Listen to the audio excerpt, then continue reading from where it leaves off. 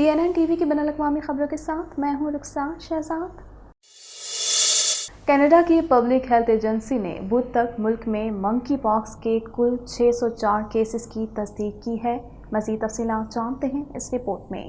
Canada کی public health agency نے بدھ تک ملک میں منکی پاکس کے کل 604 کیسز کی تصدیق کی ہے۔ کیسز میں کیوبیک سے 320، آنٹیریو سے 230، برٹش کولمبیا سے 40، البرٹا سے 12 اور سیسکیچوان سے 2 شامل ہیں۔ کینیڈا کی وفاقی حکومت نے بدھ کو کہا کہ وہ منکی پاکس سے نمٹنے کے لیے کمیونٹی پر مبنی تنظیموں کی مدد کے لیے فنڈ فراہم کرے گی۔ PHAC کے مطابق صوبے اور علاقے اپنے دائرہ اختیار میں کیس کے ڈیٹا کا جائزہ لے رہے ہیں اور جو لوگ کیس کی تعریف پر پورا اترتے ہیں انہیں قومی تحقیقات میں شامل کرنے کے لیے PHAC کو رپورٹ کیا جائے گا۔ نیشنل مائکرو بایولوجی لیبارٹری اس وائرس کی تشخیصی جانچ کر رہی ہے جسے منکی پاکس ہوتا ہے۔ PHAC نے کہا کہ اس کے علاوہ لیبارٹری مکمل جینوم کی ترتیب، ایک بہتر فنگر پرنٹ تجزیہ منکی پاکس کے کینیڈا کے نمونوں پر کر رہی ہے۔ منکی پاکس ایک سیلوٹک زونوسس ہے جو انسانوں میں انفیکشن کا سبب بن سکتا ہے اور یہ بیماری عام طور پر وسطی اور مغربی افریقہ کے جنگلاتی حصوں میں ہوتی ہے۔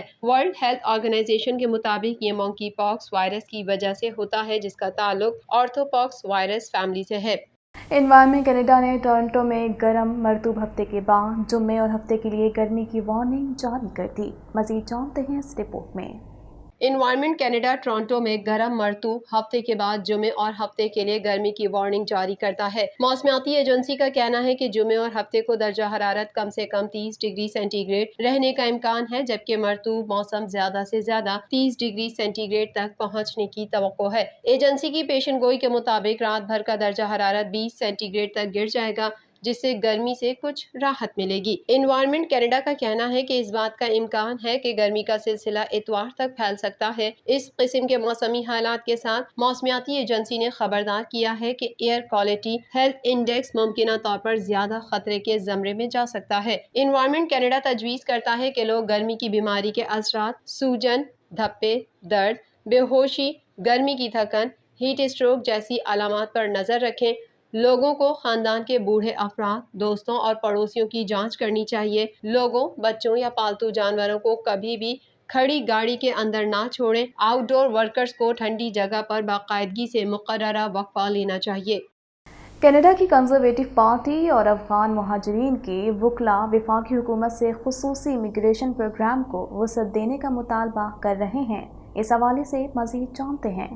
کینیڈا کی کنزرویٹو پارٹی اور افغان مہاجرین کے وکلاء وفاقی حکومت سے خصوصی امیگریشن پروگرام کو وسعت دینے کا مطالبہ کر رہے ہیں جس کا مقصد افغان مسلح افواج یا کینیڈین حکومت کے سابق ملازمین اور ان کے خاندانوں کو ترجیح دینا ہے۔ گزشتہ ہفتے حکومت نے کہا کہ وہ اب نئے حوالہ جات نہیں لے رہی ہے اور اس پروگرام کے لیے 18,000 درخواستوں میں سے آخری پر کارروائی کرے گی۔ ایک پریس کانفرنس میں قدامت پسند امیگریشن کے نقاد جسراج سنگھ بھالن نے پروگرام کو مزید درخواستوں کے لیے کھلا نہ رکھنے پر حکومت پر تنقید کی۔ انہوں نے کہا کہ متعدد درخواست دہندگان جن کے ساتھ ان کا دفتر رابطہ کر رہا ہے انہیں امیگریشن، ریفیوجیز اور سٹیزن شپ کینیڈا سے جواب موصول ہونا باقی ہے۔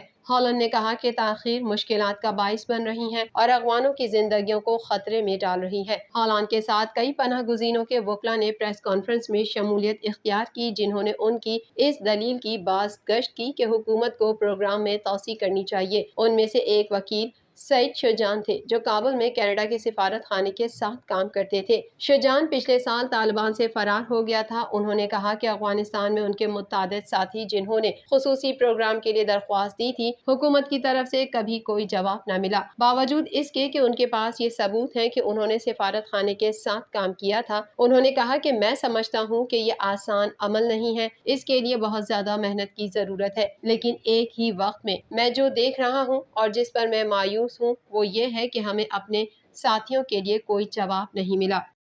رواں سال فروری میں روس یوکرین جنگ کے بعد سر اٹھانے والے بحرانوں میں سے ایک توانائی کا بھی ہے جس سے یورپ خاص طور پر متاثر ہے۔ اس حوالے سے مزید جانتے ہیں۔ موسم سرما کے آغاز سے قبل ہی روس نے 27 ممالک کو مشکل میں ڈال دیا ہے۔ رواں سال فروری میں روس یوکرین پر جنگ کے بعد سر اٹھانے والے بحرانوں میں سے ایک توانائی کا بھی ہے جس سے یورپ خاص طور پر متاثر ہے کیونکہ وہ یوکرین کے ساتھ کھڑا ہے جبکہ اسے قدرتی گیس روس سے لینا پڑتی ہے۔ جنگ شروع ہونے کے بعد امریکہ اور یورپ نہ صرف روس پر پابندیاں عائد کیں بلکہ یورپی یونین نے یوکرین کو رکنیت حاصل کرنے کے لیے امیدوار کا اسٹیٹس بھی دیا، جس پر روس نے گیس پائپ لائن نارڈ 1 اور نارڈ 2 بند کرنے کی دھمکی بھی دی۔ اس کے بعد یہ سوال سر اٹھا رہا ہے کہ کیا یورپ روس کی گیس کے بغیر گزارا کر سکتا ہے؟ غیر ملکی میڈیا رپورٹ کے مطابق یورپی ممالک روسی صدر پیوتن پر الزام عائد کرتے ہیں کہ وہ توانائی کے ایشو کو جنگی حکمت عملی کے طور پر استعمال کر رہے ہیں اور یورپ پر دباؤ ڈالنا چاہتے ہیں۔ واضح رہے کہ روس پہلے ہی موسم سرما کے دوران یورپ کے لیے گیس کی فراہمی کم کر چکا ہے، جبکہ روسی صدر کا یہ بھی کہنا ہے کہ اس کو 60% تک کم کیا جا سکتا ہے۔ ماہرین نے خبردار کیا ہے کہ اگر واقعی یہ کمی کر دی گئی تو یورپ کو کارخانے چلانے میں مشکلات کا سامنا کرنا پڑ سکتا ہے۔ بین الاقوامی توانائی ایجنسی کا کہنا ہے کہ گیس کم ہونے کا مطلب ہے قیمتوں میں اضافہ ہونا، جس سے یقیناً صدر پیوتن کو فائدہ ہوگا۔ حملے کے بعد سے روس کو گیس کے ذریعے حاصل ہونے والی آمدنی سالانہ 95 ارب ڈالر تک پہنچ گئی ہے۔ فیس بک کے ترجمان کا کہنا ہے کہ طالبان امریکہ کی دہشت گرد کی فہرست میں شامل ہیں، اس لیے قوانین کے مطابق وہ ہماری کمپنی کی خدمات استعمال نہیں کر سکتے۔ اس حوالے سے مزید جانتے ہیں۔ فیس بک نے طالبان حکومت کے 2 سرکاری میڈیا گروپس کے اکاؤنٹس بند کر دیے۔ فیس بک کے ترجمان نے بیان میں کہا کہ طالبان امریکہ کی دہشت گرد کی فہرست میں شامل ہے، اس لیے قوانین کے مطابق وہ ہماری کمپنی کی خدمات استعمال نہیں کر سکتے۔ طالبان کے اکاؤنٹس پر پابندی قانون کی پاسداری کے لیے لگائی گئی ہے۔ طالبان حکومت کے ترجمان ذبیح اللہ مجاہد نے طالبان کے زیر انتظام میڈیا کے فیس بک اکاؤنٹس پر پابندی کو تنقید کا نشانہ بناتے ہوئے کہا کہ افغان میڈیا کے فیس بک پیج بند کر کے امریکی کمپنی نے عدم برداشت کا مظاہرہ کیا، آزادی اظہار کا نعرہ دوسری اقوام کو دھوکہ دینے کے لیے استعمال کرتے ہیں۔ TNN ٹی وی کے نیوز بلیٹن سے فی الوقت اتنا ہی۔ مزید خبروں اور اپڈیٹس کے لیے دیکھتے رہیے TNN ٹی وی۔